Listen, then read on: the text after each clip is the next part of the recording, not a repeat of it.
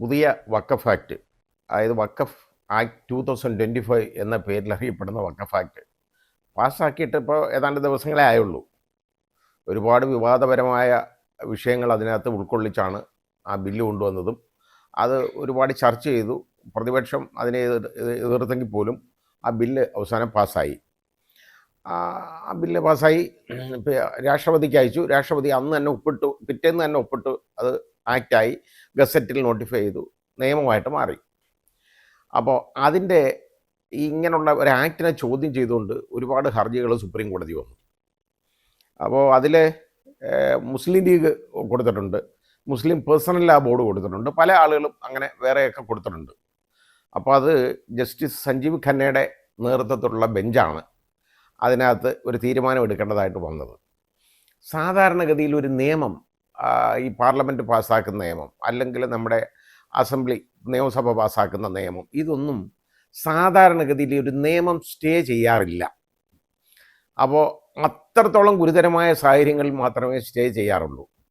ഇത് വളരെ പേറ്റൻ്റായിട്ട്, അതായത് പ്രത്യക്ഷത്തിൽ തന്നെ ഭരണഘടനാ വിരുദ്ധമായ ധാരാളം വകുപ്പുകൾ അതിനകത്ത് ഉണ്ടെന്ന് മനസ്സിലാക്കിക്കൊണ്ടാണ് സുപ്രീം കോടതി ഇത് കൺസിഡർ ചെയ്തുകൊണ്ടിരുന്നത്, പരിഗണിച്ചുകൊണ്ടിരുന്നപ്പോൾ അത് യഥാർത്ഥത്തിൽ സുപ്രീം കോടതി പറഞ്ഞു, ഇങ്ങനെ ചോദിച്ച ഒരു ചോദ്യമുണ്ട് അതിനകത്ത് യഥാർത്ഥത്തിൽ. അപ്പോൾ അത് ഞാൻ സാധാരണ പറയാറുള്ള, നമുക്ക് എവിടെയെങ്കിലും കാണാൻ കിട്ടുമോ, ഒരു ഹിന്ദു ധർമ്മ ട്രസ്റ്റ്, അതിനകത്ത് ഏതെങ്കിലും ഒരു മുസ്ലിമിനെ അംഗമാക്കാൻ പറയാൻ പറ്റുമോ? പറയാൻ തന്നെ തോന്നുന്നില്ല നമുക്ക്. പക്ഷേ ഇവിടെ അങ്ങനെ തോന്നി. കാരണം ഈ വഖഫ് എന്ന് പറഞ്ഞ് ക്രിയേറ്റ് ചെയ്തേക്കുന്നത് ഒരു മുസ്ലിം ഒരാളോ അല്ലെങ്കിൽ ഒന്നിലും അധികം ആളുകളോ ദൈവ ഹിതത്തിനായിട്ട് മാറ്റിവെക്കുക, അള്ളാഹുവിൻ്റെ മാർഗത്തിലേക്ക് വസ്തു മാറ്റി വെക്കുന്നതാണ് അത് യഥാർത്ഥത്തിൽ വഖഫ്. അങ്ങനെ വരുന്നതിനകത്ത് അതിൻ്റെ ന്യായാന്യായങ്ങൾ നോക്കാൻ യഥാർത്ഥത്തിൽ ആ വഖഫിൻ്റെ ബോർഡിൽ 2 അമുസ്ലിങ്ങൾ വേണം എന്നുള്ള ഒരു തീരുമാനം. അത് എവിടെ നടപ്പാവും എന്നുള്ളത് സുപ്രീം കോടതി ചോദിച്ചു, നിങ്ങൾ ഇതുപോലെ ചെയ്യുമോ എന്ന് ഈ ചോദ്യം തന്നെ ചോദിച്ചു അവിടെ. അപ്പം അതിനകത്ത് ഉത്തരം അപ്പം പറയുക. അപ്പോൾ തുഷാർ മേത്ത അതിന് മറുപടി പറഞ്ഞത് വളരെ രസകരമായ കാര്യമാണ്. അങ്ങനെയാണെങ്കിൽ ഈ ജഡ്ജസ് നിങ്ങൾ 3 പേരും ഇരിക്കുന്നവർക്ക് ഇത് കൺസിഡർ ചെയ്യാൻ പറ്റത്തില്ലല്ലോ, കാരണം നിങ്ങളൊക്കെ ഹിന്ദുക്കളല്ലേ, അപ്പോൾ ഈ മുസ്ലിങ്ങളുടെ കാര്യം എങ്ങനെ കൺസിഡർ ചെയ്യും? അപ്പോൾ അതിന് നല്ല ശരിയായ മറുപടിയാണ് ചീഫ് ജസ്റ്റിസ് പറഞ്ഞത്. ഞങ്ങൾ ഈ ഉടുപ്പിട്ട് ഇവിടെ വന്ന് കയറി ഇരിക്കുമ്പോൾ ഉണ്ടല്ലോ, ഞങ്ങൾക്ക് മതവും ജാതിയൊന്നുമില്ല, മനുഷ്യരായിട്ടാണ് ഇരിക്കുന്നത്. അത് അങ്ങനെ വേണം അത് മനസ്സിലാക്കാനെന്ന് യഥാർത്ഥത്തിൽ പാർലമെൻറ്റിനൊരു സന്ദേശം കൂടെ കൊടുത്തതാണ് ഇന്ത്യൻ ചീഫ് ജസ്റ്റിസ് എന്ന് പറയാം നമുക്ക്. ഇന്ത്യൻ ചീഫ് ജസ്റ്റിസിനെ നമ്മൾക്ക് മനസ്സിലാക്കേണ്ടതെന്ന് പറഞ്ഞാൽ വളരെ അദ്ദേഹത്തിൻ്റെ അമ്മാവനെ തന്നെ അനുസ്മരിപ്പിക്കുന്ന രീതിയിലുള്ള പ്രവർത്തനങ്ങൾ തന്നെ നടത്തുന്ന ആളാണ് justice Khanna. Justice Khanna HR ഖന്നയുടെ അനന്തരവനാണ് ഇപ്പോഴത്തെ ചീഫ് ജസ്റ്റിസ്. അപ്പോൾ ആ രീതിയിലുള്ള ഒരു പെരുമാറ്റം അദ്ദേഹത്തിന് ഇന്ന് തന്നെ ഉണ്ടാവും എന്നുള്ളത് ഉറപ്പായിരുന്നു.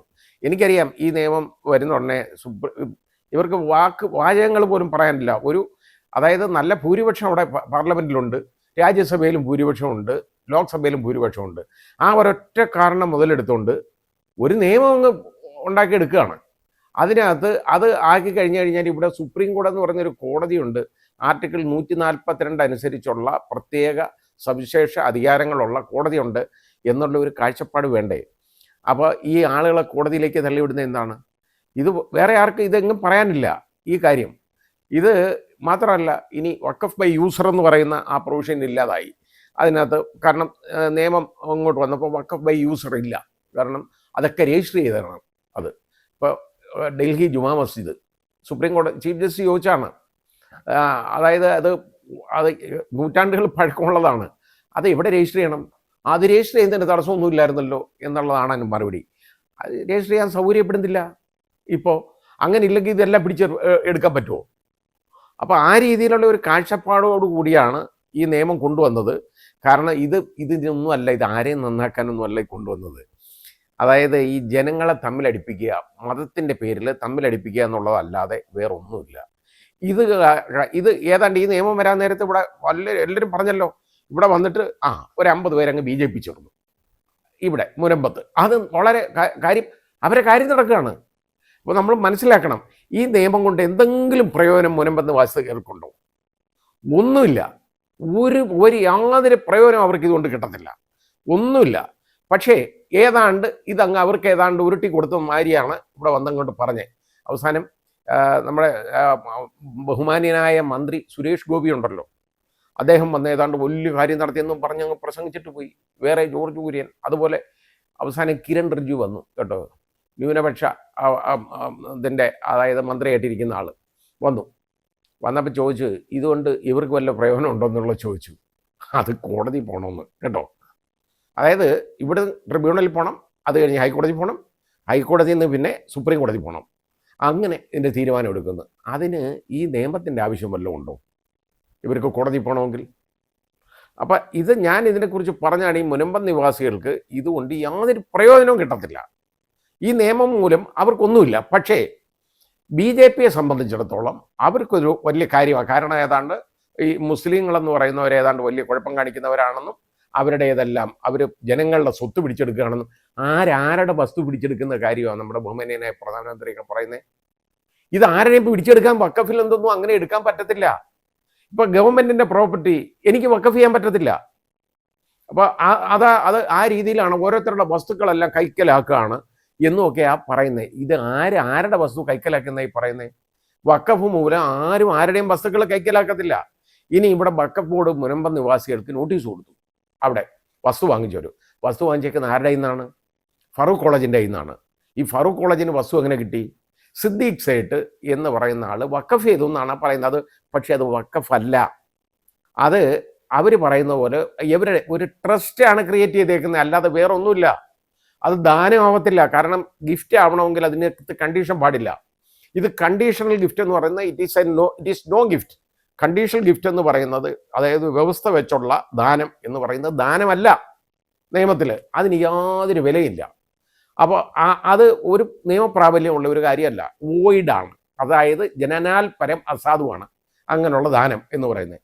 ഇത് ഫറൂഖ് കോളേജുകാർ പറയുന്നത് എന്താ? അവരുടെ നിന്നാണ് ഇവരെല്ലാം വിലയ്ക്ക് വാങ്ങിച്ചേക്കുന്നത്. അവർ ഫറൂഖ് കോളേജിൻ്റെ ദാനം കിട്ടിയതാണെന്ന്, വഖഫല്ല എന്ന് ഫറൂഖ് കോളേജ് സമ്മതിക്കുന്നു. വഖഫല്ല, ശരി, ആ പറയുന്നത് ശരിയാണ്, വഖഫല്ല. ഇവർക്ക് ദാനം എന്ന് പറയുന്നു, അത് ദാനം ആവത്തില്ല. കാരണം കണ്ടീഷണൽ ഗിഫ്റ്റാണ്. ഇത് ഇങ്ങനെ ഉപയോഗിച്ചില്ലേ തിരിച്ചെടുക്കുമെന്ന് പറഞ്ഞു. അപ്പോൾ അങ്ങനെ പറഞ്ഞു കഴിഞ്ഞാൽ അത് ഗിഫ്റ്റേ അല്ല, അബ്സല്യൂട്ട് അല്ല അതവിടെ. അപ്പോൾ ഫറൂഖ് കോളേജിന് പിന്നെ എന്താണ്? അതൊരു ട്രസ്റ്റാണ്. അതായത് നമ്മൾ ഒരു വസ്തു എനിക്ക് ഇന്ന കാര്യങ്ങൾക്ക് വേണ്ടി ഏൽപ്പിക്കണം. ആ ഏൽപ്പിക്കുന്ന ആരെ ഏൽപ്പിക്കുന്നു? അവരെ പേര് ട്രസ്റ്റി എന്നാണ്. ഈ ഫറൂഖ് കോളേജ് എന്ന് പറയുന്നത് മിയർലി ദേ ആർ ട്രസ്റ്റീസ്, അല്ലാതെ വേറൊന്നുമല്ല, ഒരു ട്രസ്റ്റി മാത്രമാണ്. ട്രസ്റ്റിയുടെ ജോലി എന്താ? ഈ വസ്തു സംരക്ഷിക്കണം.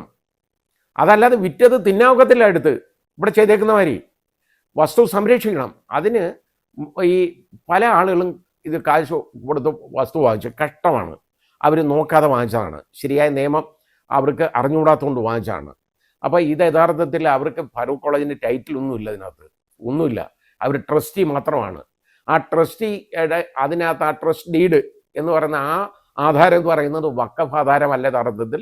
It is only a trust deed. ആധാരത്തിൻ്റെ മേളിൽ എന്ത് എഴുതി വെച്ചാലും നോമൻ ക്ലേച്ചർ കൊണ്ടൊരു പ്രയോജനമില്ല.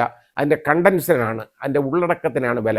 ഞാൻ പറയുന്ന നിയമമാണ്. ഇത് പറയുമ്പോൾ കുറേ പേരെന്നെ ചീത്ത വിളിക്കാൻ കാണും, എനിക്കറിയാം. കാരണം എനിക്ക് നിയമമേ പറയാൻ പറ്റുള്ളൂ. നിയമം അല്ലാത്ത കാര്യങ്ങൾ എനിക്ക് ആരെയും സൂചിപ്പിക്കാൻ പറയാൻ ഒക്കത്തില്ല. ഇവിടെ സുരേഷ് ഗോപിയും കിരൺ റിജ്ജുവും ഒക്കെ വന്ന് പറഞ്ഞല്ലോ ഏതാണ്ടങ്ങ് നടത്തുമെന്ന്. അവസാനം ചോദിച്ചപ്പോഴെന്താ പൂച്ചു വെളി വന്നു. കാരണം ഒന്നും നടക്കത്തില്ല, ഇതുകൊണ്ട് ഒരു പ്രയോജനമില്ല. ഇനി ഈ നിയമം ഇപ്പോൾ ഉണ്ടായേക്കുന്ന ഇതിൽ പല ഭേദഗതികളും യഥാർത്ഥത്തിൽ ഭരണഘടനാനുസൃതമല്ല. ആർട്ടിക്കിൾ 26 നമ്മുടെ ഭരണഘടനയിലുണ്ട്. ആ ഭരണഘടനയിലുള്ള ആർട്ടിക്കിൾ 26-ൻ്റെയൊക്കെ അത് മൗലികാവകാശങ്ങളിൽ പെടുന്നതാണ്. അതിൻ്റെ ബ്ലാറ്റൻ വയലേഷനാണ് ഇവിടെ നടന്നേക്കുന്നത് ഈ നിയമത്തിൽ. അപ്പോൾ അത് ഇതുവരെ സുപ്രീം കോടതി പറയുന്നവരത് ഞാൻ മിണ്ടായിരുന്നതാണ്. കാരണം പറയുന്നത് ശരിയല്ല. എന്നാലും ഞാൻ ഇന്നലെ രാവിലെ അതിനെ പ്രതികരിച്ചായിരുന്നു. ഇത് നമ്മൾ വിചാരിക്കുന്ന പോലല്ല, ഇതിനൊരുപാട് മാനങ്ങളുണ്ട്. ഇതൊക്കെ എത്ര കേസുകൾ ഇനി വരുമെന്നറിയോ? മാത്രമല്ല അതിനകത്ത് വേറെ രസകരമായൊരു വകുപ്പുണ്ട്. അതായത് ഒരു തർക്കം ഉണ്ടെങ്കിൽ ആ തർക്കം തീരുന്നവരെയും അത് വഖഫല്ല എന്നെടുത്തോണം. അതായത് തർക്കം അങ്ങ് സുപ്രീം കോടതി പോവും, വർഷങ്ങൾ കിടക്കും, 10-40 വർഷം കിടന്നാലും അന്നേരം ഒന്നും അത് വഖഫല്ല എന്ന് പറഞ്ഞാൽ അപ്പോൾ അതിലുള്ള ആദായം എന്ത് ചെയ്യും എന്നുള്ള ചോദ്യത്തിന് അതിന് ഇനി നിയമമൊക്കെ ഉണ്ടാക്കണമെന്ന് പുതിയത്. ഇങ്ങനെ ഉണ്ടായിക്കൊണ്ടിരിക്കും, അതേ നടക്കുള്ളൂ.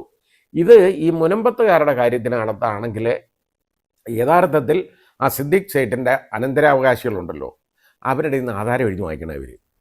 അവരുടെ ഇന്ന് ഒരു കൺസെൻറ്റ് ഡീഡ് എഴുതിയാലും മതി, ഞങ്ങൾക്ക് വേണ്ട, ഇത് നിങ്ങൾ എടുത്തു. ഇത് എങ്ങനെ വാങ്ങണം? അത് വാങ്ങുക എന്നുള്ളതല്ലാതെ അതിന് വേറെ യാതൊരു മാർഗവുമില്ല. കാരണം ഇത് വഖഫല്ല, മാത്രമല്ല ഇത് ദാനമല്ല, it is only a trust. ആ ട്രസ്റ്റിനെ വയലേറ്റ് ചെയ്ത് ട്രസ്റ്റിക്ക് ഒന്നും ചെയ്യാൻ ഒക്കത്തില്ല. അപ്പോൾ ആ ട്രസ്റ്റി മാത്രമായിട്ടുള്ള ഫറൂഖ് കോളേജിന് ഈ വസ്തു വിൽക്കാനുള്ള അവകാശം, അധികാരവും ഇല്ല. അങ്ങനെ അധികാരമില്ലാത്ത ഒരുത്തൻ്റെ ഇന്ന്, അവകാശമില്ലാത്ത ഒരുത്തൻ്റെ ഇന്ന് വസ്തു എഴുതി വാങ്ങിച്ചതിന് തുല്യമാണ് ഈ പാവങ്ങൾ വാങ്ങിച്ചേക്കുന്നത്. ഞാനതുവരെ വന്നപ്പോൾ പറഞ്ഞ് മനസ്സിലാക്കി. ഇപ്പോൾ അതിൻ്റെ സമരസമിതി കൺവീനറൊക്കെ ഉണ്ടല്ലോ, പണ്ട് എൻ്റെ അടുത്ത് വന്നിട്ടുണ്ട് അവർ.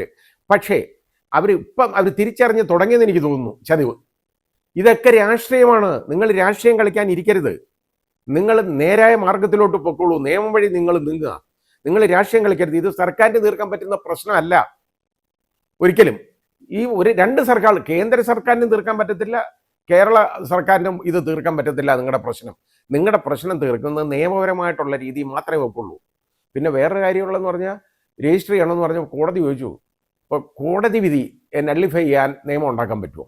ഒരു കോടതി ഒരു കാര്യം, ഒരു തീരുമാനം എടുക്കുന്നു, ആ തീരുമാനം ശരിയല്ല എന്നുള്ള രീതിയിൽ അത് നള്ളിഫൈ ചെയ്യത്തക്കൊണ്ടുള്ളൊരു നിയമം പാസ്സാക്കാൻ ഒക്കത്തില്ല. അത് സുപ്രീം കോടതി ചോദിച്ചു. ഇതിനൊന്നും തുഷാർ മേത്തയ്ക്ക് ഉത്തരവില്ലായിരുന്നു കേട്ടോ. ഇനി കേന്ദ്രം എല്ലാം എഴുതി കൊടുക്കും എന്നുള്ള രീതിയിൽ ഇരിക്കുകയാണ്. യഥാർത്ഥത്തിൽ അതിനകത്ത് ഇടക്കാല ഉത്തരവ് വന്ന് കംപ്ലീറ്റ് സ്റ്റേ ആയേനെ. ഏതായാലും ഇപ്പോൾ സുപ്രീം കോടതി സ്റ്റാറ്റസ് കോ മാത്രമേ പറഞ്ഞുള്ളൂ, തൽസ്ഥിതി തുടരുക എന്ന് പറഞ്ഞാൽ ഇപ്പോൾ as if there is no law. ഇപ്പോൾ അതായത് ഈ അമെൻമെൻറ്റ് നിലവിൽ വന്നിട്ടില്ല എന്നുള്ള രീതി തുടരാനായിട്ട് സുപ്രീം കോടതി പറയുകയാണ്. ഒരു നിയമം ആണ്. ഈ നിയമം പാസ്സാക്കുമ്പോൾ ആലോചിക്കണം, ഇവിടെ കോടതികളുണ്ട്, ഇത് ചോദ്യം ചെയ്യപ്പെടാം. അത് ഒരു പ്രത്യേക വിഭാഗത്തിനെ താഴ്ത്തിക്കെട്ടാനും അവർക്ക് ബാക്കിയുള്ള ആളുകളിൽ അവരുടെ മേൽ ശത്രുത ഉണ്ടാക്കാനും ആയിട്ടുള്ള ഒരു കാര്യം മാത്രമാണ്. ഇവിടെ ഏതാണ്ട് മുസ്ലിങ്ങൾ ഏതാണ്ട് ചെയ്തെന്നുള്ള രീതിയിലാണ് ഇപ്പോൾ ഇവിടെ അങ്ങോട്ട് കൊണ്ടിരുന്നത്. അതിന് വളരെ കുൽസിതമായിട്ടുള്ള ചില മത നേതൃത്വങ്ങൾ ചിലർ ഇരുന്ന് ഓരോന്ന് പുലമ്പുന്നുണ്ട്. അതൊക്കെ വിളിച്ചു പറയുമ്പോൾ നിങ്ങൾ മനസ്സിലാക്കണം, ഇതൊന്നും അല്ല വേണ്ടത്. നമുക്ക് നേരായ കാര്യങ്ങളാണ് വേണ്ടത്, നേരെ ചൊവ്വേ വേണം എന്ന് തീരുമാനിക്കണം. അതായത് വികാരം വിവേകത്തെ കീഴ്പ്പെടുത്തരുത്, മനസ്സിലായില്ലേ? വിവേകത്തോടു കൂടി വേണം പെരുമാറാൻ. മതവികാരം ഇളക്കി വിട്ട് വിവേകമില്ലാതാക്കുക എന്നുള്ളതാണ് ഇവിടെ നടക്കുന്നത്. അവർക്ക് കുറച്ച് വോട്ട് വേണമെങ്കിൽ അത് നിങ്ങൾ കൊടുത്തോളൂ. പക്ഷേ നിങ്ങൾ ഏത് രാഷ്ട്രീയത്തിലോ നിങ്ങൾ ചേർന്നോളൂ. നിങ്ങൾ പക്ഷെ നേരെ പോകണം, കാര്യങ്ങൾ മനസ്സിലാക്കണം. ഇവരാരും വിളിച്ചു പറയുന്ന പോലെ നിങ്ങൾക്ക് ഒന്നും കിട്ടാൻ പോകുന്നില്ല. ഈ വഖഫിൻ്റെ ഭേദഗതി വന്നില്ലേ, ഇപ്പം അതെന്തായാലും അത് സുപ്രീം കോടതിയുടെ തീരുമാനം എന്തായിരിക്കും എന്നുള്ളത് നമുക്കറിയാമല്ലോ അതിനകത്ത്. കാരണം ഒരു കോടതിയും അതിന് അനുകൂലമായിട്ട് പറയാൻ പറ്റാത്ത വകുപ്പുകളാണ് അതിനകത്ത് പലതും ഉള്ളത്. പ്രശ്നമാണ്. ചില വകുപ്പുകൾ കുഴപ്പമില്ല, വന്നോട്ടെ. പക്ഷേ അതല്ലാത്തത് ഒക്കെ അതിന് വിശദമായിട്ട് ഞാൻ പറയാത്തത്, കോടതി വിധി അതിനകത്ത് വന്നിട്ടില്ല. തൽക്കാലം സ്റ്റാറ്റസ് കോ മാത്രം കോടതി പറഞ്ഞു. പറയണമെങ്കിൽ ഒരു നിയമത്തിന് സ്റ്റാറ്റസ് കോ ഇപ്പോഴത്തെ തൽസ്ഥിതി തുടരണം, as if there is no such law. അതായത് ഇപ്പോൾ ആ നിയമം ഇല്ല എന്നുള്ള രീതിയിൽ പറയണമെന്നുണ്ടെങ്കിൽ അത്രയും ഗുരുതരമായ കാര്യങ്ങൾ അതിലുള്ളത് കൊണ്ടാണ് എന്നും തിരിച്ചറിയുക. ഏതായാലും അത് നിലനിൽക്കാൻ പോകുന്നില്ല എന്നുള്ളതാണ് എൻ്റെ അഭിപ്രായം. പിന്നെ മുനമ്പം നിവാസി നിങ്ങളോട് ഞാൻ പറയുന്നത്, നിങ്ങൾക്ക് യഥാർത്ഥത്തിൽ നിങ്ങൾക്ക് വേണ്ടത്, നിങ്ങൾ ചെയ്യേണ്ടത്, സിദ്ദിഖ് സേഠിൻ്റെ അനന്തരാവകാശികളിൽ നിന്ന് നിങ്ങൾ ആധാരം എഴുതി വാങ്ങിച്ചാൽ ഒരു പ്രശ്നവുമില്ല, അതിന് തയ്യാറുമാണ് അവർ. അപ്പോൾ അവർ തരുത്തില്ല എന്ന് പറഞ്ഞില്ലല്ലോ. പിന്നെ ഇത് വഖഫ് ബോർഡിന് യാതൊരു കാര്യം ഇതിനകത്തില്ല, കാരണം വഖഫല്ല. അത് രജിസ്റ്റർ ചെയ്താലും രജിസ്റ്റർ ചെയ്തില്ലേലും ഒന്നും യാതൊരു പ്രയോജനവും ഇല്ല. വഖഫായിട്ട് രജിസ്റ്റർ ചെയ്തോ വന്ന് ചെയ്തില്ലയോ എന്നുള്ളത് പ്രശ്നമുള്ള കാര്യമേ അല്ല, പ്രയോജനമില്ല. അത് രജിസ്റ്റർ ചെയ്താലും അത് വഖഫാവത്തില്ല. അപ്പോൾ ഇത് പറയുമ്പോൾ ഞാൻ പറഞ്ഞില്ലേ, നിങ്ങളൊന്ന് മനസ്സിലാക്കുക. ഞാൻ നിയമമാണ് പറഞ്ഞത്, അല്ലാതെ ഒരു മതത്തിനും വേണ്ടിയല്ല ഞാൻ പറഞ്ഞത്. എല്ലാവർക്കും വേണ്ടിയാണ് ഞാൻ ഈ പറഞ്ഞത്.